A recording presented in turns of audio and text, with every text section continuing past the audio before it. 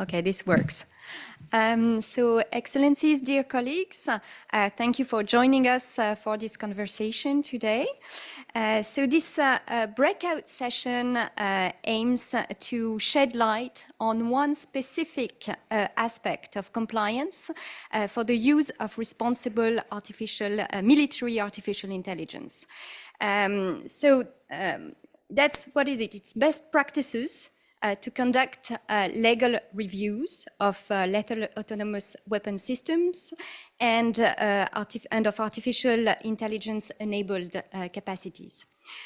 And of course, the aim is to ensure compliance with international law, in particular international humanitarian law, and Article 36 of Additional Protocol 1 to the Geneva Conventions.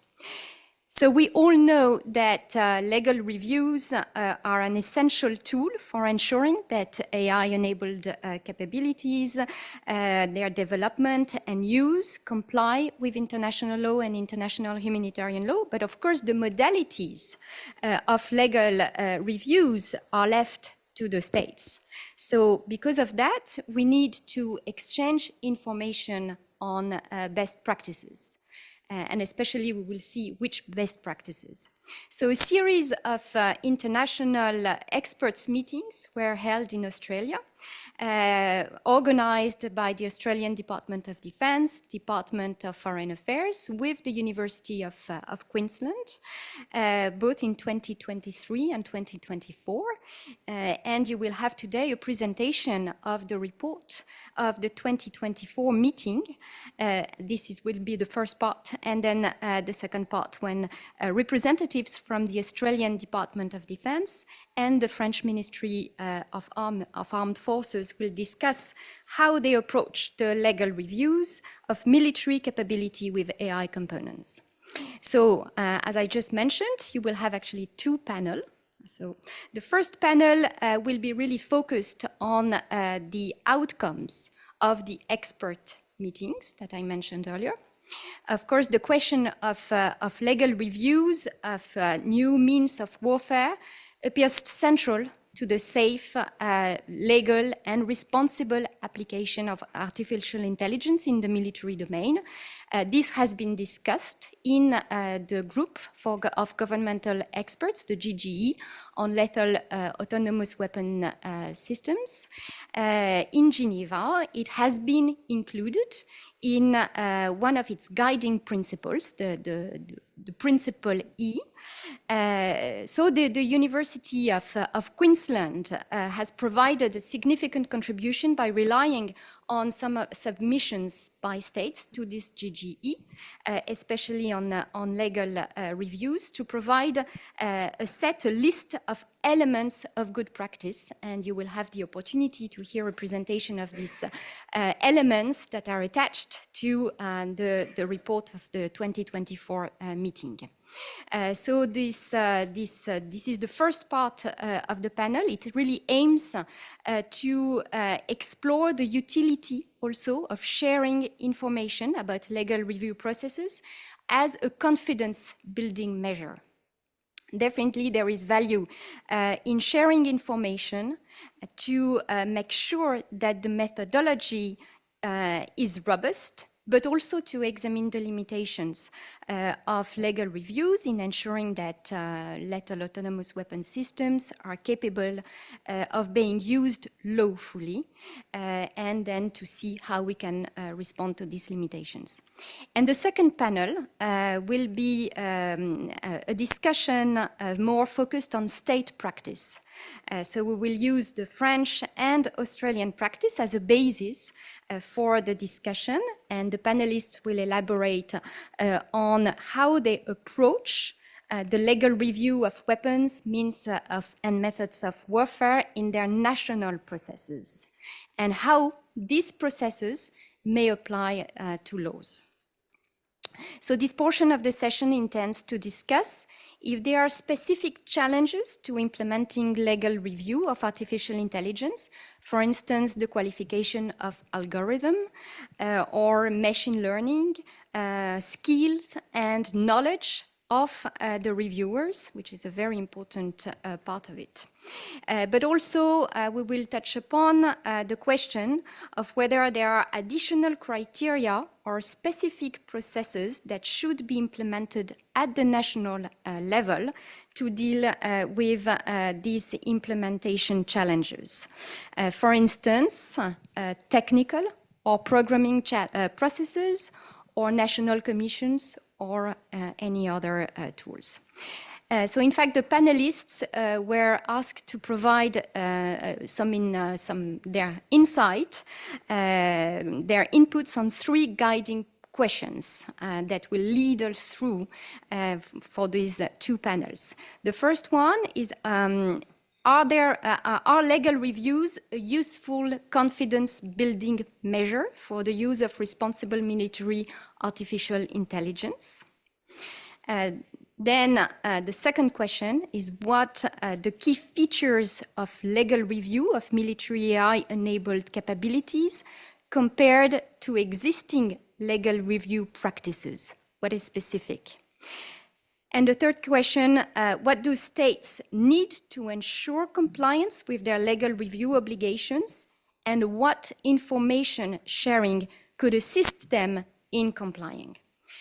So this session will help identify which legal reviews already apply and which would need reinforcing.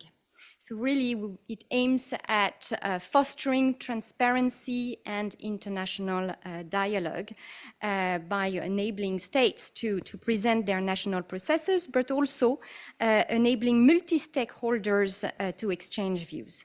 So we hope that this session will provide an opportunity for sharing information about legal reviews, processes, as a confidence building measure.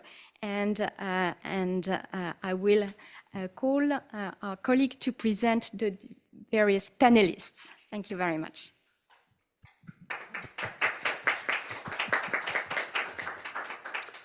Thank you, Ambassador, for those opening remarks.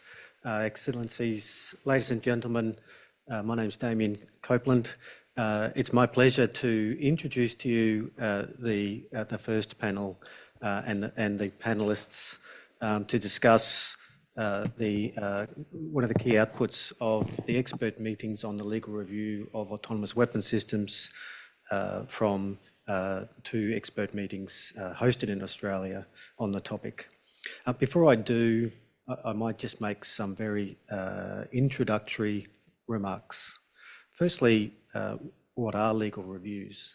So those of you that are not familiar with legal reviews, they are essentially a process by which a state determines the legality of a weapon before that weapon is used in armed conflict in accordance with that state's own international law obligations. So the obligation exists either as a matter of law, and for 174 countries who are state party to the first additional protocol to the Geneva Conventions, then that obligation exists by virtue of Article 36 of Additional Protocol 1. For other states, it is good practice to ensure compliance with their own international law obligations and are generally the product of a national policy. As Ambassador Petit mentioned, it's a national process. The law does not require a particular approach to the legal review, and thus states are very much entitled to determine how they in fact satisfy their legal or policy obligation to undertake legal reviews. Having said that, there is value in states developing processes which are consistent with others, and indeed there is a growing body of state practice in the area of legal reviews. There's a long way to go. Of the 174 states who are party to the first additional protocol, only around 20 have formal legal review processes. So in part, the work that the Australian has completed with the Department of Defence and the University of Queensland to exchange best practice is assisting in building state compliance and confidence in the legal review obligation. So in the last 10 years, specifically in relation to lethal autonomous weapon systems, states parties to the Convention on Certain Conventional Weapons, the CCW, either during the expert meetings or more recently during the group of governmental expert meetings, have increasingly recognised the value and indeed have called for states to voluntarily exchange best practice. And in 2022, as a product of these calls, then the Australian Department of Defence, with support from our Department of Foreign Affairs and Trade, instigated an expert meeting with two stated aims. Firstly, to provide a mechanism through which states could in fact exchange their best practice. And so that was achieved during the meeting by states presenting on how they undertake legal reviews. And secondly, to help develop the practice of legal reviews as they apply to autonomous weapon systems, then the meeting sought to identify elements of practice that may be consistent, relevant and applied across states in the conduct of their legal reviews. So as was mentioned in 2023 and in 2024, expert meetings were hosted in Sydney. And now it is my pleasure to introduce the members of the University of Queensland team and colleagues who were instrumental in both the preparation, hosting, and indeed the primary outputs of the meeting being the reports that you can see on the screen. So joining us for the first session this afternoon, first panel of this session, we have Professor Ryan Lavoie. Ryan is the leader of the Law and Future of War research team within the University of Queensland. He's joined by Dr. Lauren Sanders, who is an adjunct associate professor and also a member of the Law and Future of War research team. We have online Dr. Natalia I knew I was going to mess that up. Sorry, Natalia. Dr. Natalia Yevlevskaya. That's fine, Damien. And Natalia's PhD is in the Article 36 obligation, and she's currently a researcher in the University of New South Wales. We also have Miss Netta Gusak, who is on the panel. Most of you will know Netta from her work, well-respected and experienced international lawyer, participated in her capacity as a lawyer from Lexbridge Lawyers based in Canberra, Australia. Finally, last but by no means least, Mr. Renato Wolf, who is also online. Renato is also an expert in his own right, having recently completed his PhD at the University of Queensland on the legal review of autonomous weapon systems. You might notice he's a Mr. He is waiting anxiously for his PhD to be conferred, which is not too far away. So with that, I'll hand over to the panel to conduct the first session, commencing with Natalia online, who will provide an overview of state practice.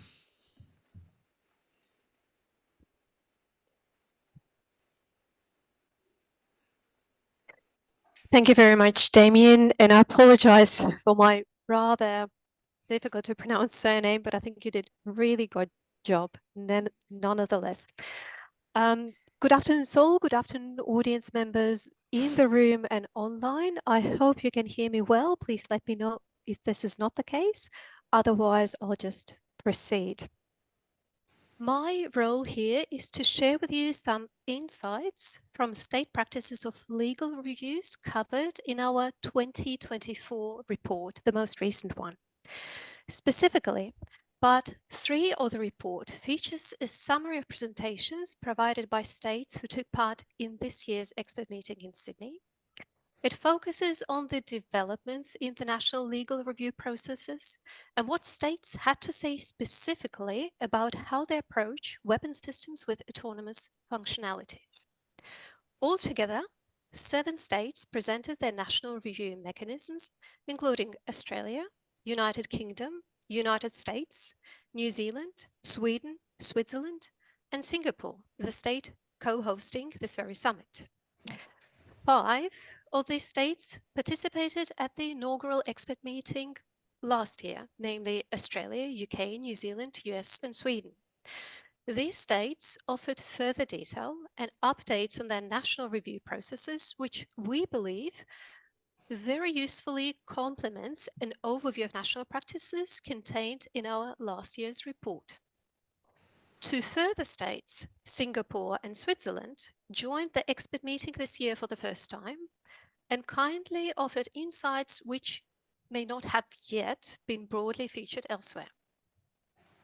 Also of note is that 2 of the states who shared information of the national practice of legal reviews are not party to the Additional Protocol 1.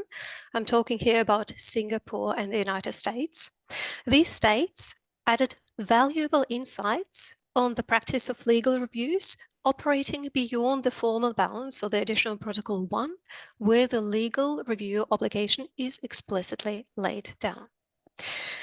Now, as I won't do these states' presentations any justice by trying to cover them in just a couple of minutes within the current setting, I will rather highlight some commonalities across the presented approaches and also emphasize certain distinguishing features that one or another domestic review mechanisms may have. And so it would be fair to say that all states consider the spectrum of capabilities subject to the legal review to be broad and include systems with autonomous functionalities. Such systems are usually assessed in light of their normal or intended use. All states conduct legal reviews as part of broader weapons acquisition processes and at certain gateway points in the weapons procurement cycle, with early engagement with the reviewing authority usually being encouraged. In all states, legal review processes are reasonably flexible, but generally follow a certain set of steps when assessing a weapon's compliance with applicable law, including most notably such considerations as whether a weapon under review causes superfluous injury or unnecessary suffering, is inherently indiscriminate, or causes particularly serious environmental harm. Now, when it comes to the question of autonomy in weapon systems, 4 states have explicitly articulated how they approach it as part of the legal review mechanism. Thus, Australia's guide to the legal review of new weapons, means, or methods of warfare consists of 3 parts. Part 3 of the guide includes additional considerations required in the review of autonomous weapon systems. This so-called functional review step first identifies the targeting rules under international humanitarian law that govern the specific functions of an autonomous weapon system. It then determines whether a commander or operator can rely on that autonomous weapon system to perform these functions in the circumstances of the weapon's normal or expected use and in compliance with applicable law. The Swiss approach builds upon arms control and disarmament strategy for years 2022 to 2025, which extensively discusses the topic of autonomous weapon systems and artificial intelligence. Accordingly, Switzerland considers the legal review of autonomous weapon systems to be one of several elements to ensure sufficient degree of human control of such systems. Likewise, the United Kingdom, building on its national AI strategy and the defense AI strategy, emphasizes the importance of meaningful and context-appropriate human involvement throughout the life cycle of systems with autonomous functions. Legal reviews under Article 36 and other compliance processes within the UK military system are all set to ensure the requisite level of human involvement in the use of military capabilities. In the United States, legal reviews conducted by individual services are separate to policy reviews of autonomous weapon systems. Policy reviews are performed at the Department of Defense level. In other words, where a request for review submitted and the capability qualifies as a weapon, the service receiving the request conducts the review and signs off on it. Where capability is identified as an autonomous weapon system, Department of Defense conducts the review of that system on its compliance with relevant policy requirements, in addition to a legal review of the system conducted by the respective service. Now, in relation to some distinguishing features, I would like to highlight the following. When assessing weapons capacity to be used in compliance with applicable law, certain states go beyond the IHL arms control framework traditionally considered in legal reviews. For example, Sweden and Switzerland address compliance with international human rights law in their respective assessments. And finally, while New Zealand closely follows approaches established in the US and Australia, where New Zealand stands out from its allies is the inclusion of certain non-legal considerations in legal reviews. Most notably, it is the public conscience reflective of a New Zealand way of action and behavior. For example, the Maori notion of Katiakitanga, which stands for guardianship and protection of the natural environment, is taken into account when an assessment is made on whether a weapon or munition causes particularly serious environmental harm. So to conclude, as indicated earlier, these are just a few observations extracted from quite some pages of our 2024 report. So for further details on the scope and the development of state practice, I would direct this audience's attention to our online version of the report. Thank you. And I think I'm handing over to Professor Livoja. Many thanks to Dr. Yevglevskaya. Could we please switch back to the PDF, please? So here is the QR code if anyone wants to access the full report. I would like to turn to the second substantive output of the workshop. There we go, which is the set of good practices on the legal review of autonomous weapon systems. There are copies of the document available in the room, and if anyone wishes an electronic copy to share with their friends and relatives, here's the QR code for that. To start off, I want to be clear about what this document is and what it is not. So it is intended to be a set of recommendations for ensuring the efficacy of legal reviews when it comes to autonomous weapon systems. It draws, as has already been pointed out, on statements made by states in various fora, particularly the GGE on autonomous weapon systems. And this document has been workshopped in the 2 successive expert meetings in Sydney. So it deals broadly with the legal review of autonomous weapon systems, that is to say weapon systems that after activation can select and engage targets without further human intervention. So the practices cast the net quite widely, covering systems that may or may not include some form of AI. Now, what this is not, it is not an attempt to offer a definitive interpretation of existing international law. It uses the words could and should throughout, making it clear that they may be useful practices for compliance with the law, but they are not presented as a catalogue of legal obligations. The document is not titled Best Practices, as state practice remains quite limited and evolving at this point, particularly when it comes to the review of autonomous weapon systems.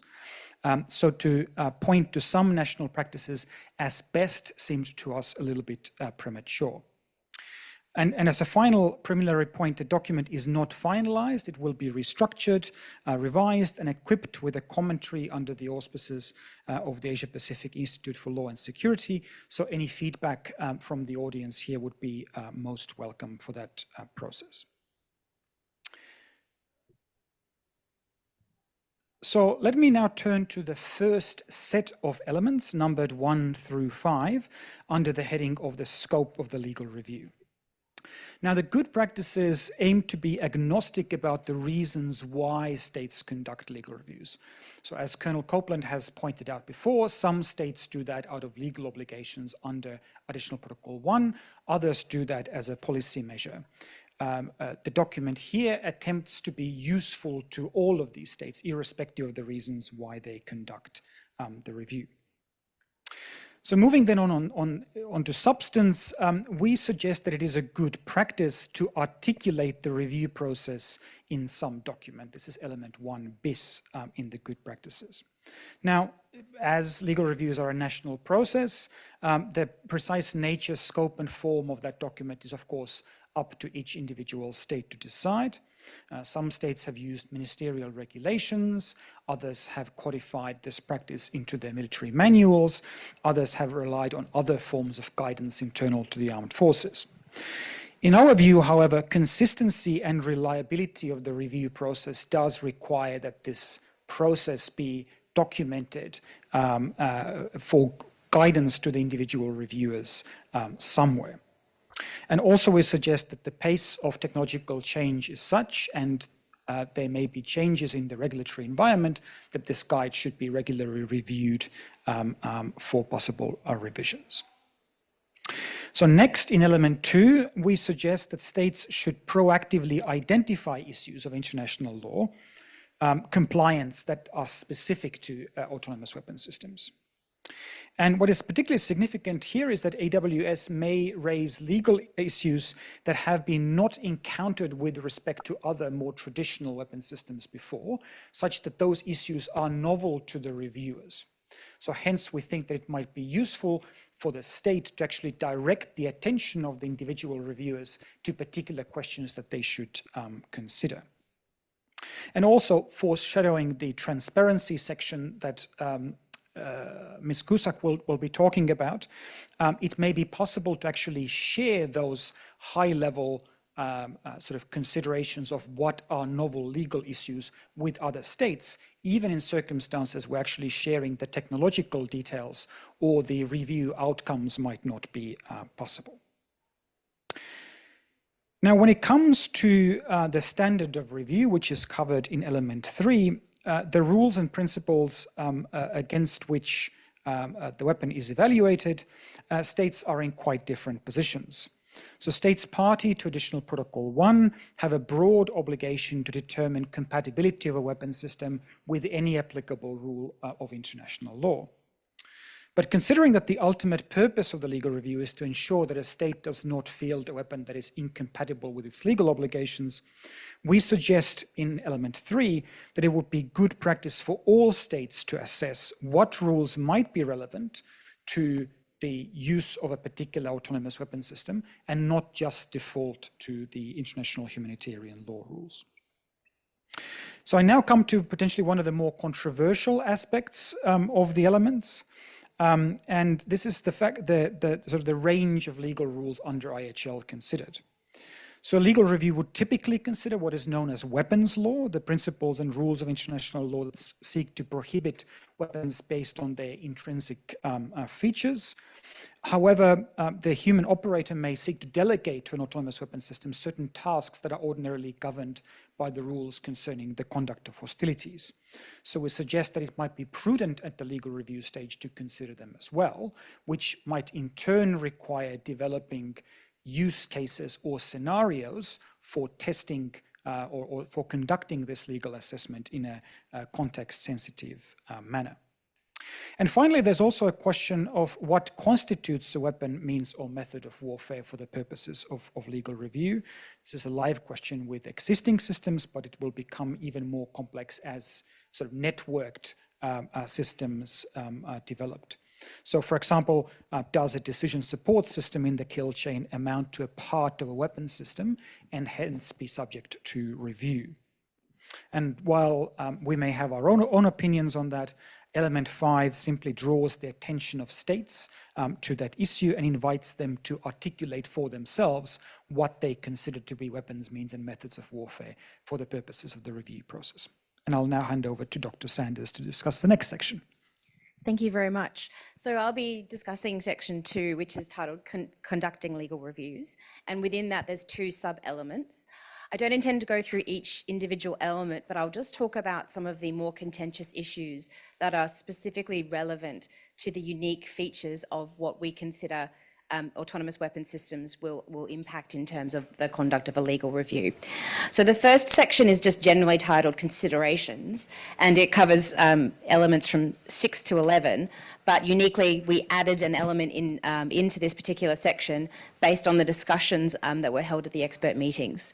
So as was already noted, the original elements have developed over a period of time, based originally on the submissions of states from the GGE on laws. We conducted a survey where we collated all of the submissions of states over the entirety of the GGE laws discussions, and from that extracted any mention of legal review or similar process, and then identified trends and practices and issues that states had identified themselves as being relevant to the conduct of legal reviews. And as a consequence of that, there were a few key themes that have emerged. But something that did arise in the discussions over the course of the expert meetings was the additional consideration in relation to the potential inclusion of cybersecurity control considerations, which is 7 bis in your elements, in relation to the conduct of a legal review. And now this is something that isn't necessarily reflective in existing state practice for the conduct of legal reviews, which are typically very much focused on specific international legal obligations.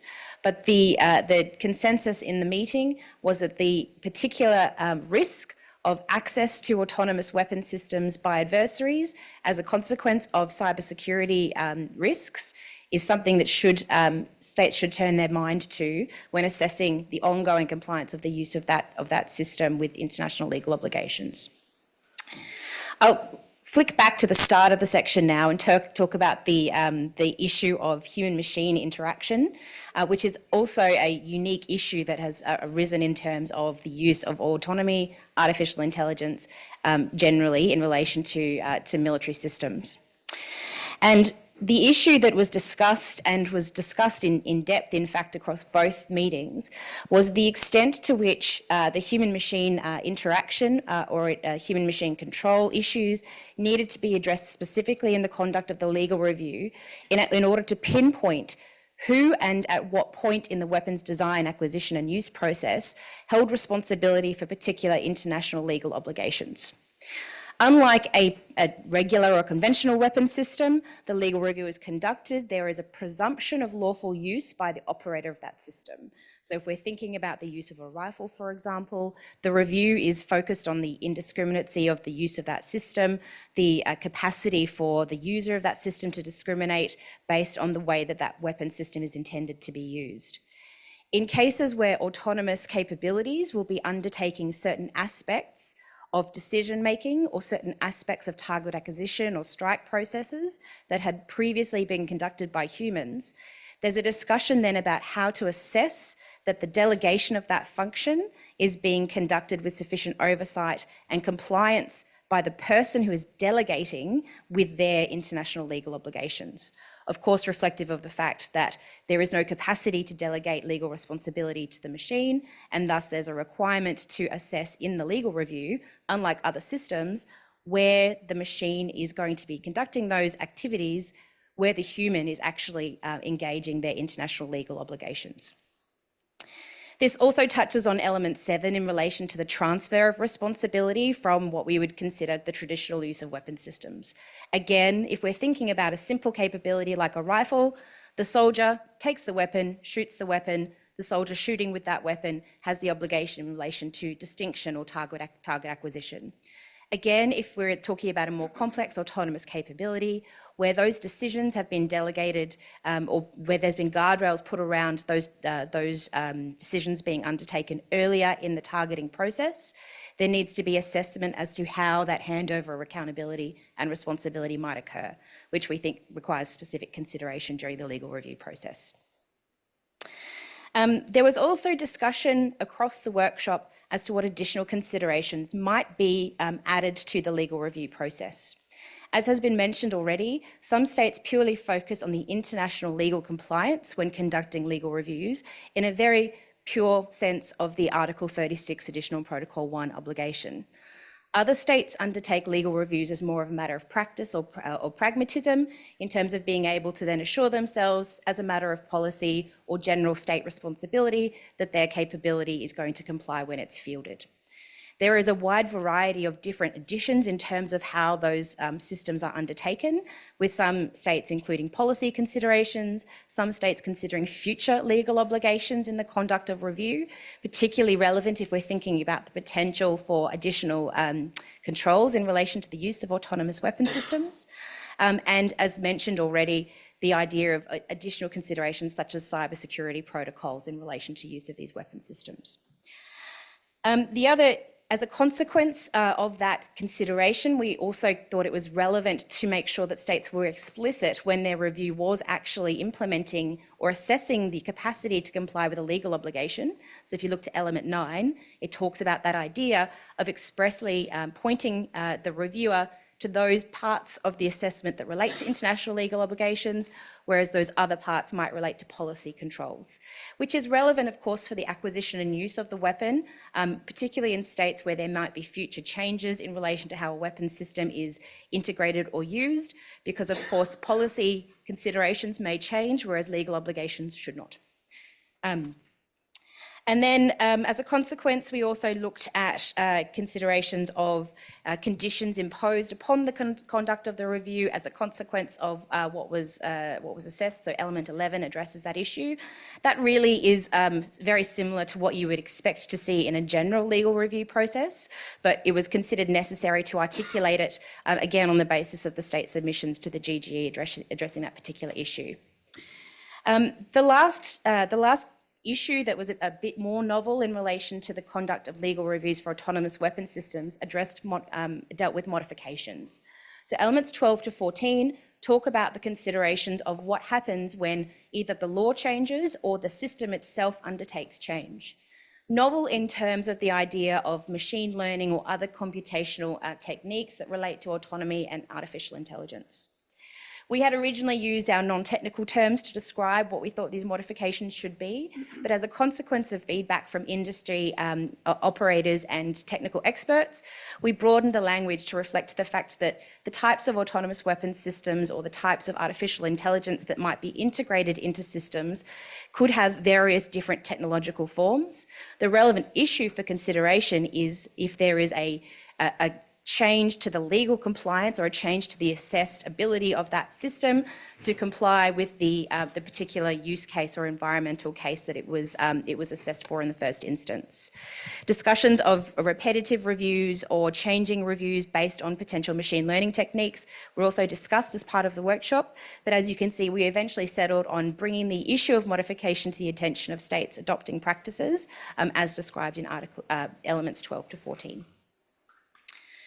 And the final point I'll note, because I think it will come up across the rest of the elements, is that part of this review process, unlike traditional weapon systems or conventional weapon systems, is really tied to the issue of operational environment and use case environment, more so than we would see for a particular weapon system, because of the impact of the sensors or the machine, the technology itself, interpreting the environment rather than necessarily humans interpreting the environment. We considered it was also important to draw attention to the issue of the assessment having to have that very context-specific consideration added to it, which is another consideration in terms of when we may need to re-review something if it is fielded in a different environment. And the best example is thinking about a sensor in a crowded urban environment with lots of individual humans in a space, as compared to a sensor that might be deployed in a maritime environment where the platforms are much easier to distinguish using sensors. Ships are very much easier to identify than individual fighters in an urban environment. So with that in mind, that's really the analysis of that conducting section. But I'll now pass to Mr. Wolf to carry over to the next section. So just ask if we could flick back to the Zoom, please.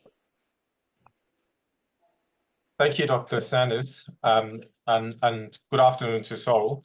I will cover the elements concerning the process of legal reviews, and that will address issues such as when should a legal review start, who should be involved, what should be the qualifications of those who conduct them, and so on. Given the limited time I have, I will only briefly comment on 3 of these elements. The first element I wanted to comment on is element 15. It reads as follows: states could commence legal reviews of autonomous weapon systems early as feasible in the study, development and acquisition processes. States could reconsider legal review as often as necessary. So nothing in this element is exclusive to AWS. It is true for any weapon. It basically follows the wording of Article 36, at least the first sentence of the element, but it is particularly true for autonomous weapon systems.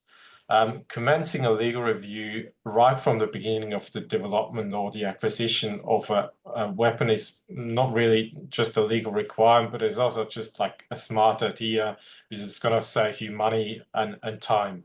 And in that regard, we thought it would be rather uncontroversial. However, the second sentence of the element is probably more interesting from a perspective of autonomous weapon systems, and it has been addressed just a moment ago by Dr. Sanders, and that's the question of when would you redo a legal review. Traditionally, with weapons that aren't considered as autonomous, it is often the legal review is approached as a one-off thing. So you do a legal review at the beginning of the life cycle of a weapon, and then that is done.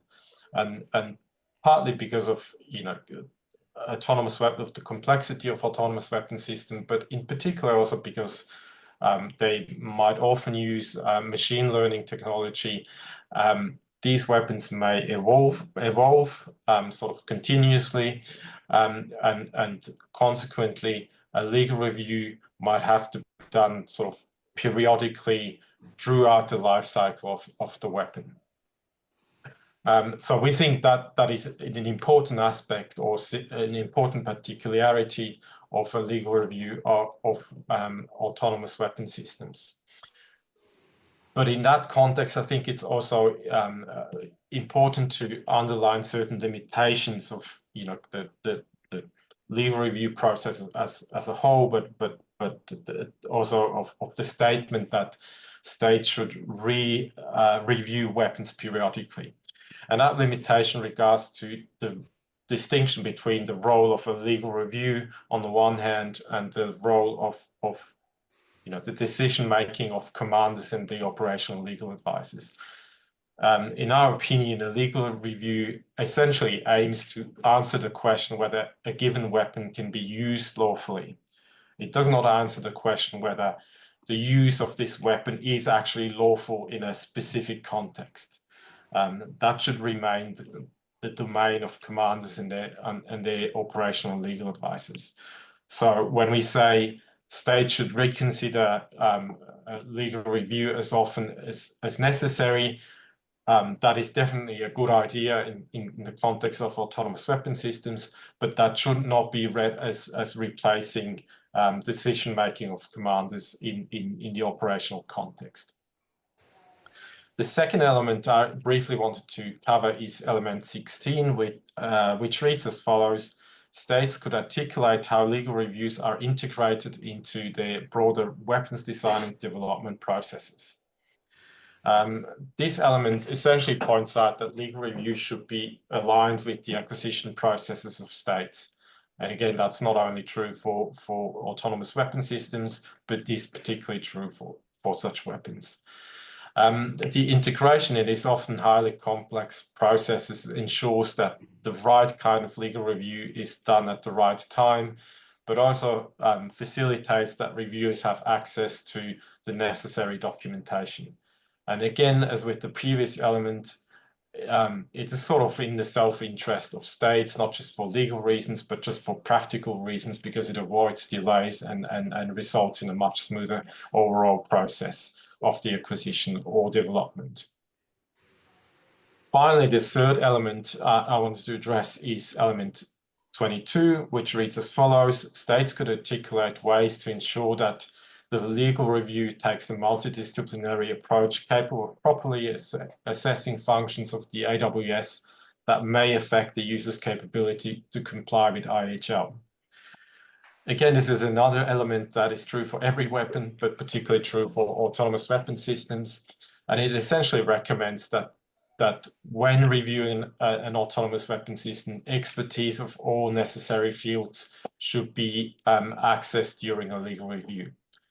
And it is worth, however, pointing out that this element does neither advocate for or against legal reviews that are conducted by a committee, by a multidisciplinary committee. That is done by some states where you have a committee conducting the legal review and deciding whether or not a weapon can be used lawfully.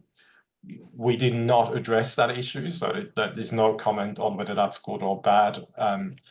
We simply do not deal with that.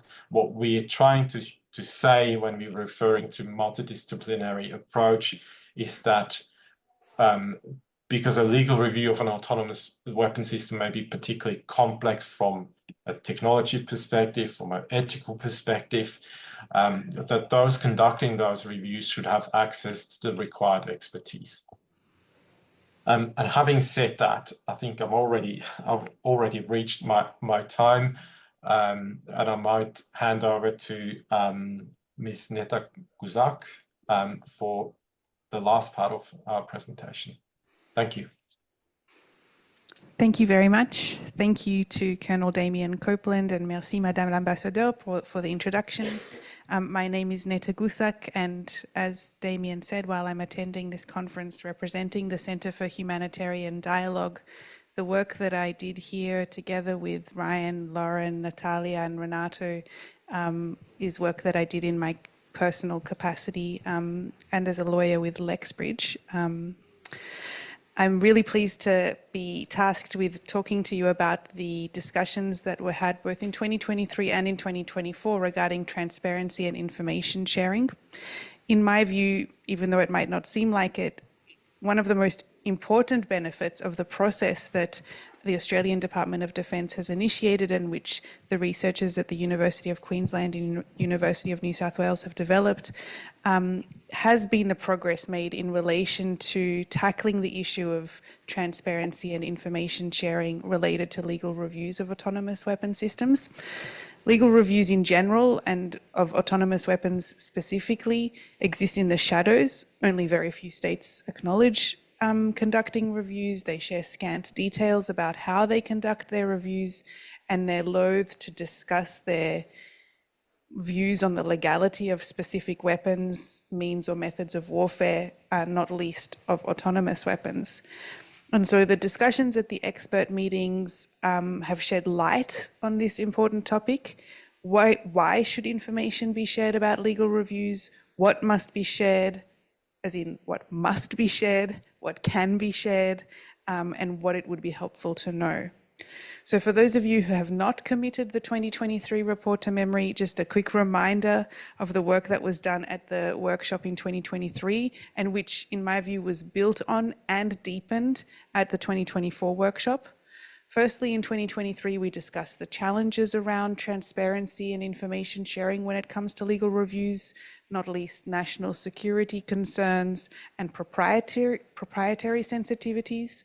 But we also discussed motivations for sharing more information, motivations such as the need to or the desire to improve state practice, to help states overcome challenges in conducting legal reviews of autonomous weapon systems, to develop new tools for conducting these reviews, to promote legal reviews as a confidence building measure, to support training needs amongst states, and also to build trust in both legal reviews as a tool and in autonomous weapons as a capability.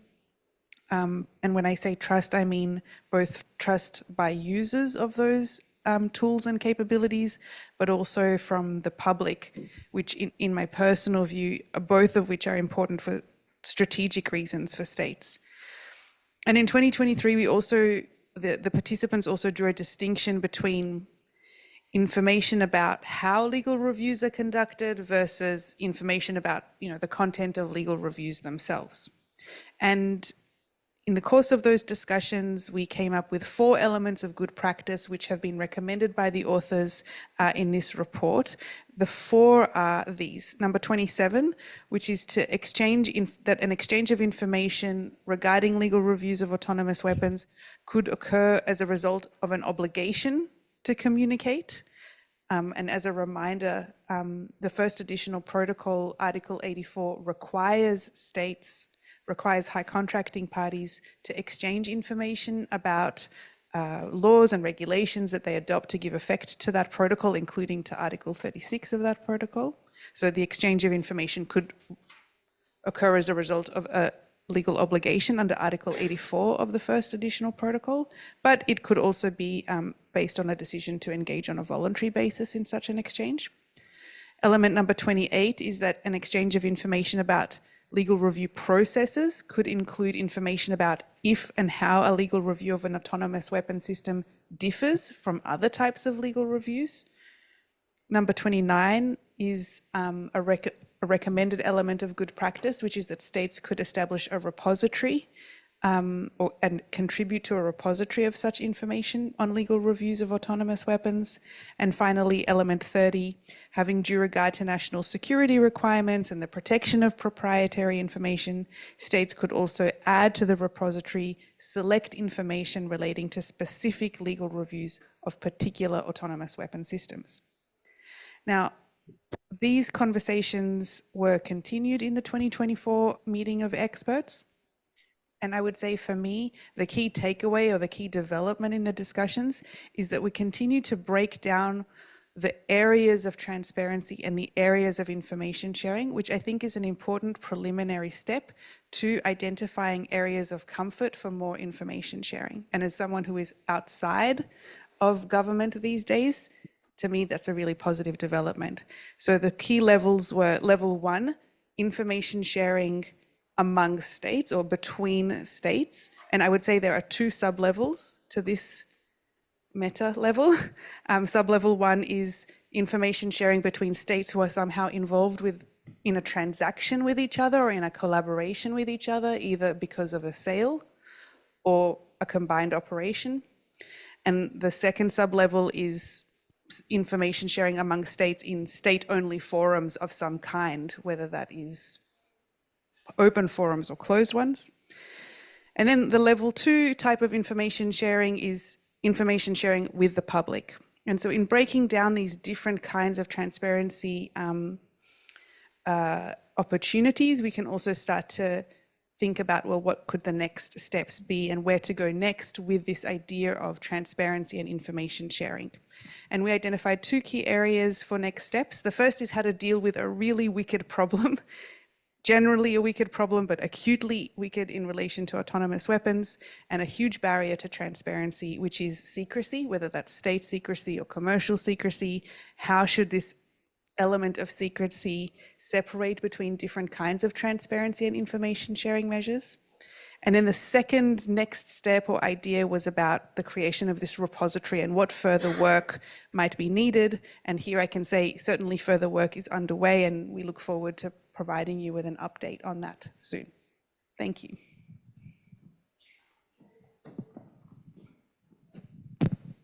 So thank you. I think with time in mind, we'll save questions till the end of the second part. So thank you so much to the panel. for their presentations and to those online. And so now the second part of the presentation is an overview of state practice, specifically in relation to legal reviews. And I'm very delighted to be joined by Dr. Joanne Kirkham. Now, we agreed not to introduce each other, but I think it's important to acknowledge Dr. Kirkham is a legal advisor within the French MoD. More importantly, she's an expert in the application of IHL to autonomous weapon systems, which was the subject of her PhD. Thank you. Well, thank you so much. I don't think I'll be able to introduce you back, but thank you so much for giving me the opportunity to sort of present our process and what we've been working on within the French MoD. And thank you to the audience. I'm aware that it's been a really tough and dense day, so thank you so much for being here. In the interest of time, I think there are some things that I wanted to talk about that I probably won't in so much detail, so I'm really open to questions, so don't hesitate if there's anything that you'd like me to clarify or to go back to. I think the presentation that's been made by the University of Queensland has actually covered a lot of things that I wanted to talk about, but I think I'm going to structure my presentation in two parts. So first, presenting what our current legal review process is as of now, and then the things, the ideas that we've been talking about, or at least exploring in terms of specificities of AI-enabled systems and autonomous weapon systems in terms of legal reviews. So everything that I will be presenting in the second part is work that is underway, so it's not definite. And that's why we're very happy to be here and to benefit from a wide range of views. So our current national process is actually public. It's been public since 2022. It's in our French manual on the law of military operation. So this manual is now only in French, but it's being translated and it will be published next year in English. So you'll have the possibility to read everything that I'm going to say, but in a more detailed way. So the idea with legal reviews, at least from our national perspective, and I think that was as well restated here, is to prevent the French armed forces to acquire, develop, or use weapon systems that would be inconsistent with our international legal obligations. So when we do legal reviews, we actually aim to determine whether the weapon that we're trying to acquire, develop, or use is compatible, totally, partially, incompatible, totally, partially with our legal obligations.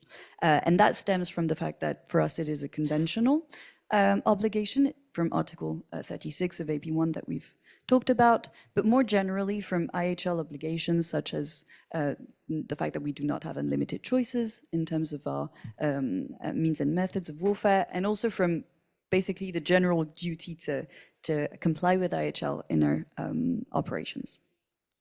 So how it works in practice is first a preliminary check is carried out to determine whether the object at hand falls within the scope of Article 36.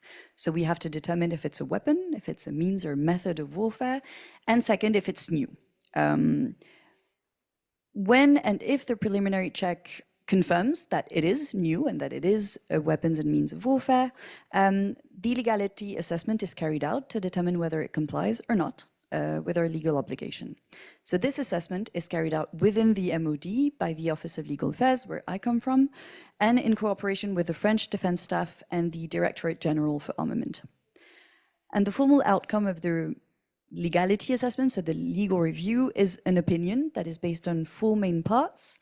First, the characteristics and effects of the weapons, the operational environment of its use, so that's the second.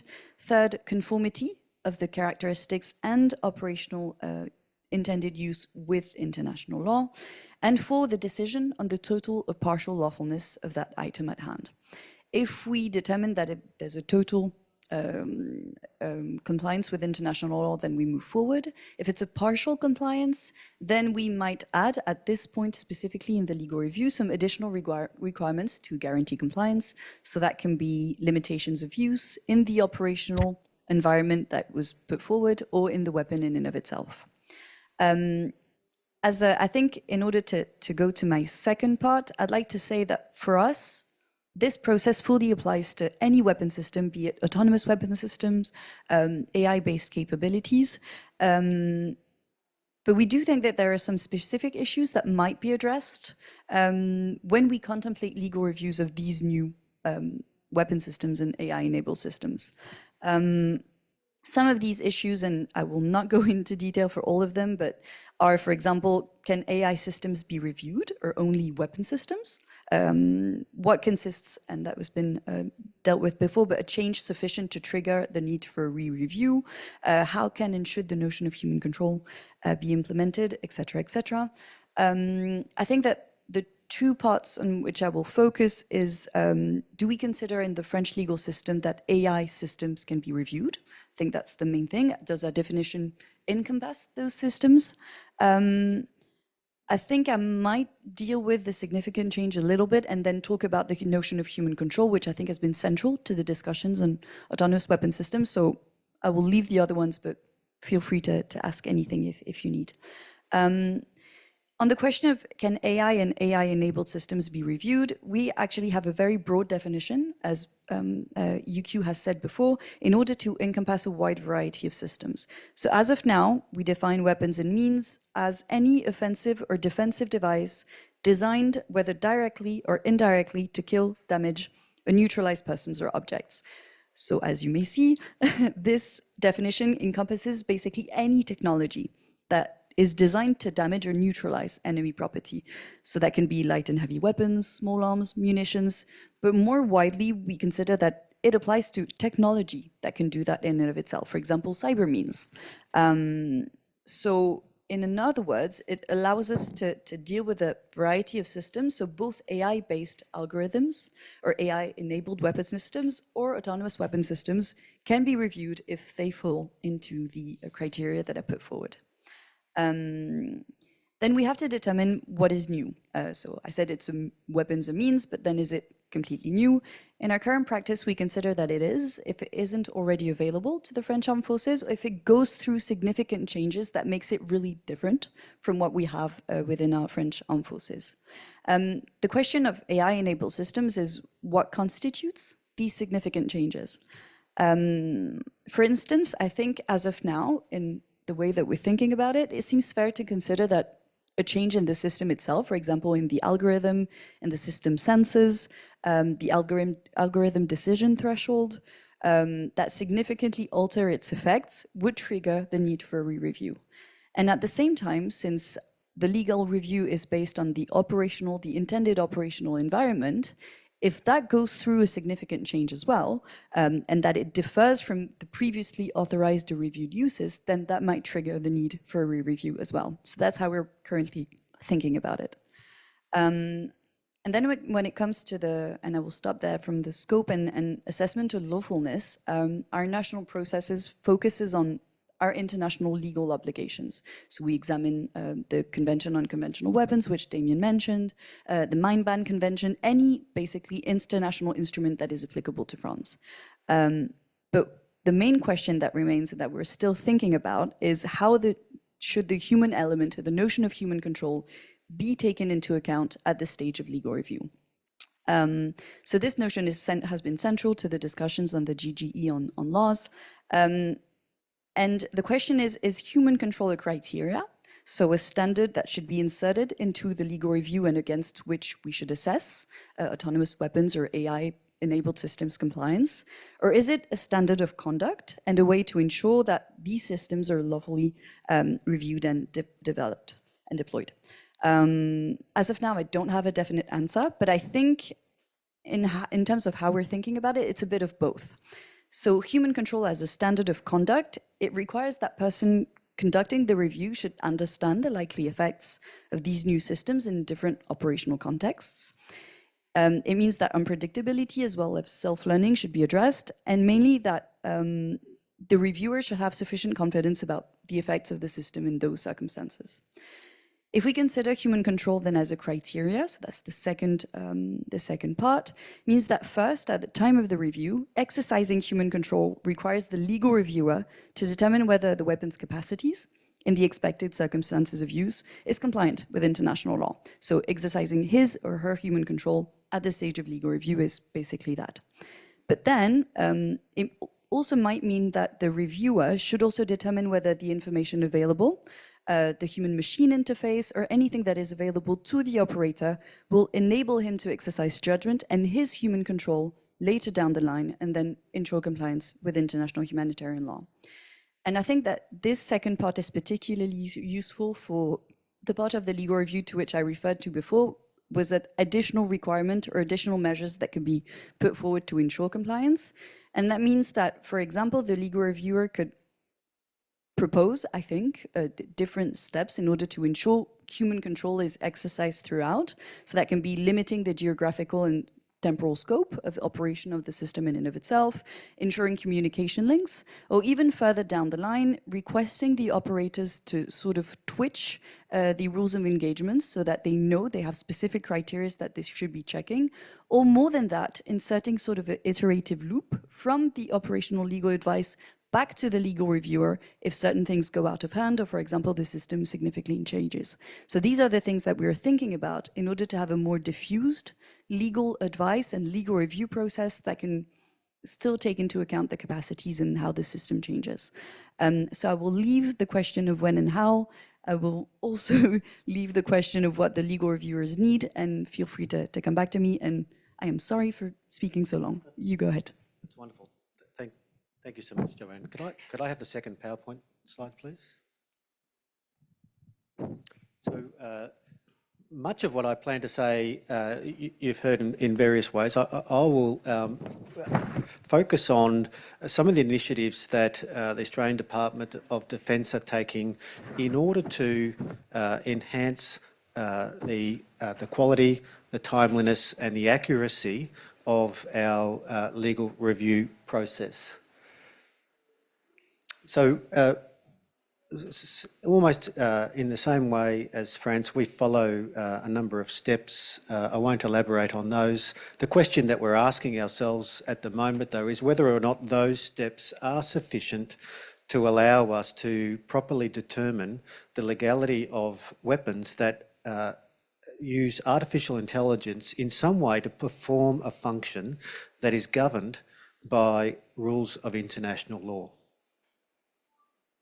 So where there is functionality that performs a regulated task, so for example, distinguishing between lawful and unlawful targets, then we would seek to undertake additional legal analysis in order to satisfy ourselves that the system is capable of performing that function in both an operational and a context-specific circumstance that we regard as lawful.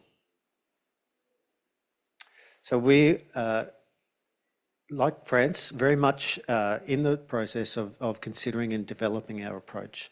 The approach that we are developing we call the functional approach, because it focuses on those functions that are autonomous functions that are governed by the law.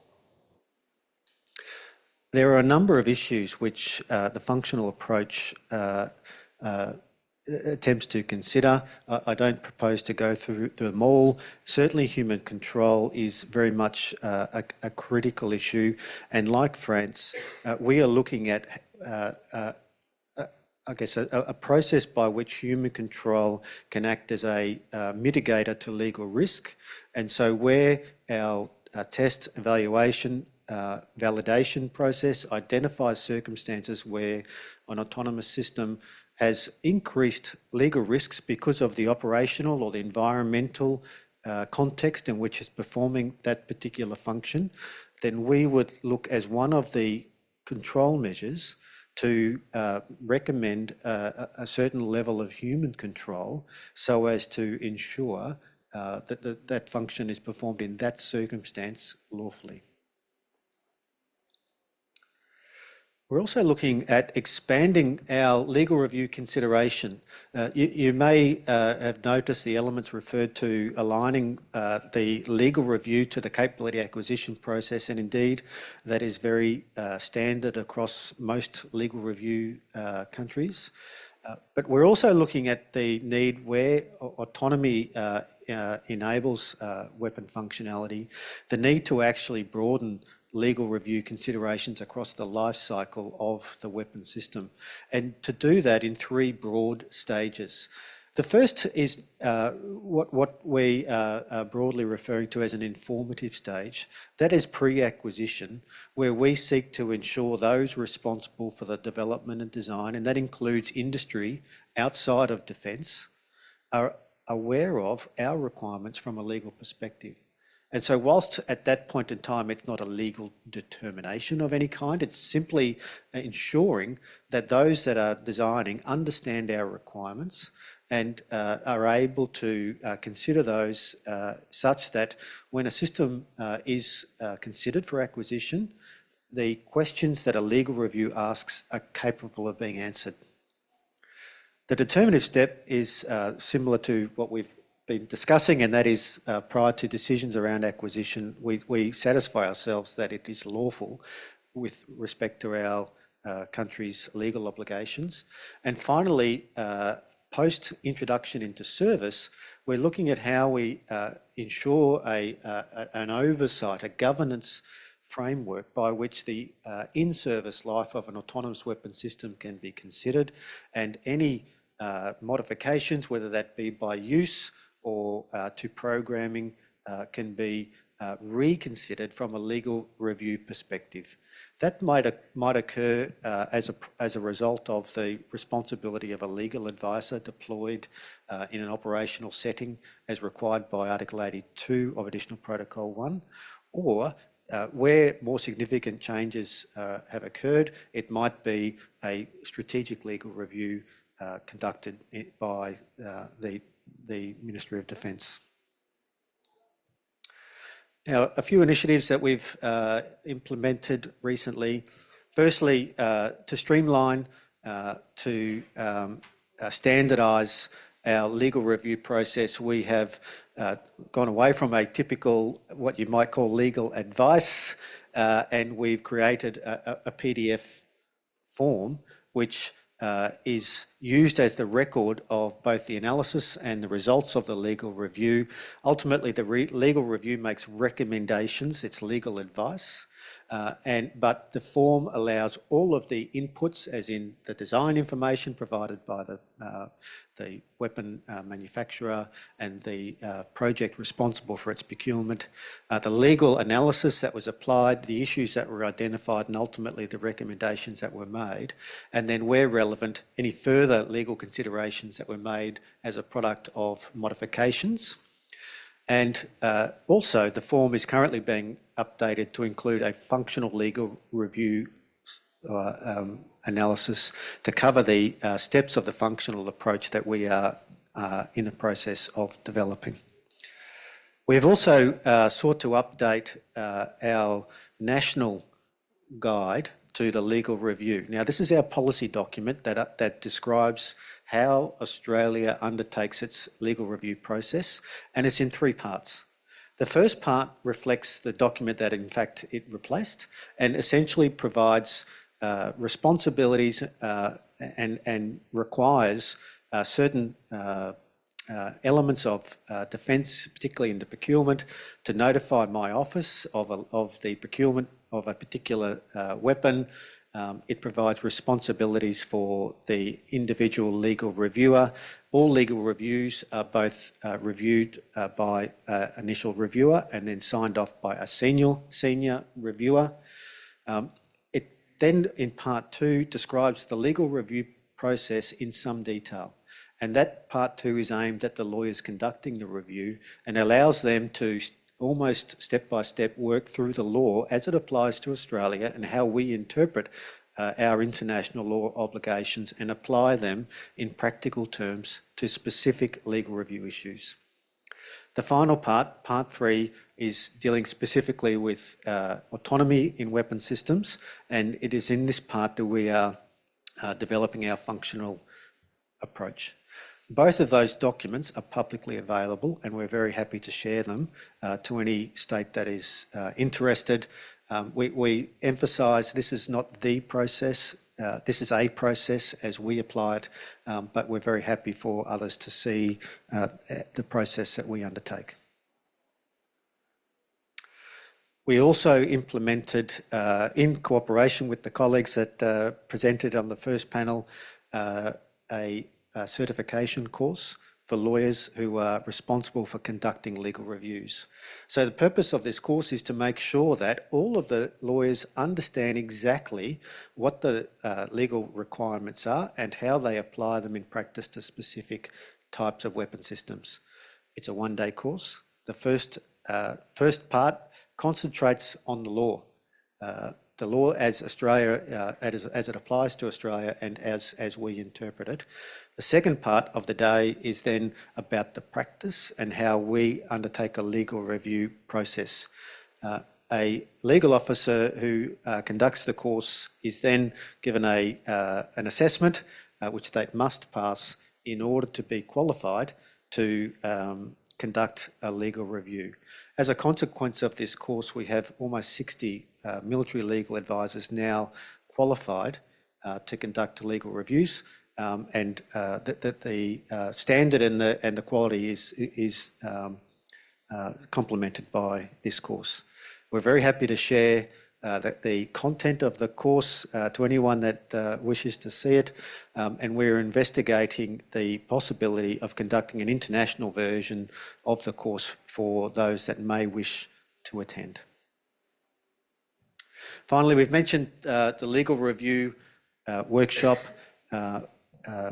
It has produced some excellent outcomes. We are clear, though, that there is still a lot to say on the issue.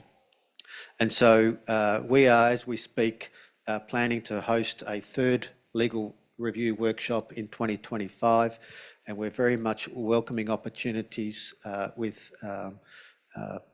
states to co-host with us, such as to enable a broader attendance by legal reviewing states, by academia, by industry, and by non-governmental organisations, as has been the case with the previous two workshops. So, what I might do is call upon all the panel members to come back up to the front, and perhaps we can get Natalia and Renato back online and then open the floor up for questions. I'll run the microphone to whoever has any questions.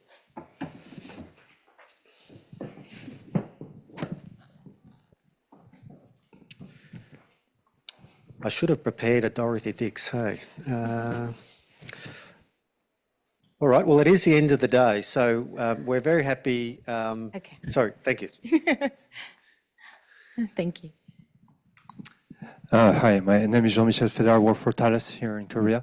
You were mentioning cyber security, but from how we protect due to autonomous system from being compromised. But in terms of cyber being used as an offensive means, could you elaborate a little bit how you integrate that into your legal review? Because by definition, it's hard to in a way to qualify what the cyber mean is. I can speak from an Australian perspective, but I think Joanne has the French. In our view, a cyber capability can be a weapon for the purpose of Article 36 of Additional Protocol 1. So the law doesn't in fact define the phrase new weapon, means or method of warfare. And so it's incumbent upon the reviewing state to apply their own definition. And Joanne mentioned the French definition. It's very similar to the Australian definition, which is deliberately broad in the sense that it gives us a broad discretion to apply a legal review to those things that we think should be considered.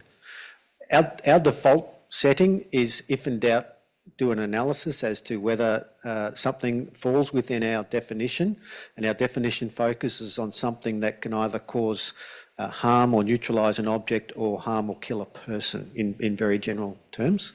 And so a cyber capability that can cause harm, and that doesn't need to be physical. It can be a non-physical harm that has a military objective, for example, in the context of an armed conflict. We would actually do an analysis. We undertake, similar to some other states, UK included, our first preliminary step is that analysis. Does legal review apply? Is it required? And we will record that analysis in our report, such that if we ultimately conclude that the particular cyber capability is not a weapon, then we will have a record as to why that's the case. Thank you so much for that question. I think that cyber means a very various, and AI as well. I mean, these are things that we have issues defining and applying, I guess, a lot of ideas to. But what I think Damien has said is particularly interesting is that we focus on effect. So we actually do have a position in France on international law applicable to cyber operations. And what we do is that we try to determine whether the cyber capability has the same effect, be it kinetic or non-kinetic, to traditional weapons. So if it causes harm, if it destroys something, whether in the technological realm, in the immaterial realm, or the real world, then we can sort of determine whether it's a new weapons and means and method of warfare. So it's a sufficiently broad definition so that it allows us to deal with pretty much anything that interests us. And it's also a way to not, I mean, in French, you know this expression, we say, ne pas insulter l'avenir. So do not insult the future by presuming that you know what was going to happen further down the line. So this broad definition and focusing on the effects of the weapon, does it cause harm? Is it capable of conducting an attack? These are sufficiently broad terms in order for us to focus on basically anything and everything. Were there any more questions? It's all right. Vanessa from Australia. I feel like I could ask you this anytime, Damien, but how often do states do an Articles 36 review and then decide they're not going to go ahead? And are they transparent about publicising that as well? And one of the earlier presentations also talked about taking into account future international law in Article 36 reviews. How on earth do you do that? Thanks. So I would like to say that it's testament to the acquisition process that they don't normally seek to acquire something that is illegal. That said, it is very common for a legal review to make recommendations around the lawful use or restrictions on the lawful use of a weapon system. And so we routinely make those recommendations. As part of the One Defence Capability System, which is our acquisition process, there are decision gates that are made both at the ministry, at the defence level and at the government level, and each of those we aim to inform with the outcomes and our recommendations from a legal perspective. And so I've never seen where we've said we don't think this can be used lawfully that they've acquired it, because that wouldn't happen, but I've not seen it.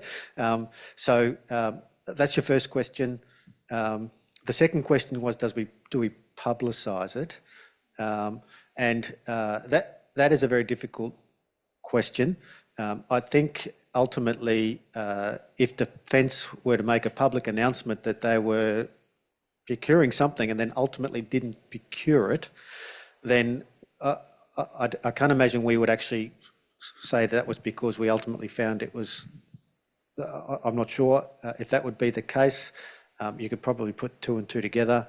We don't routinely publish the results of our legal reviews. There's only one state that I'm aware of that does that, the Netherlands, and they heavily redact their reviews.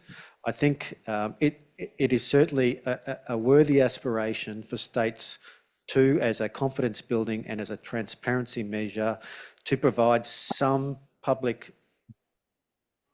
acknowledgement of legal reviews. At this point, it's very sensitive because of the security capability issues around weapons.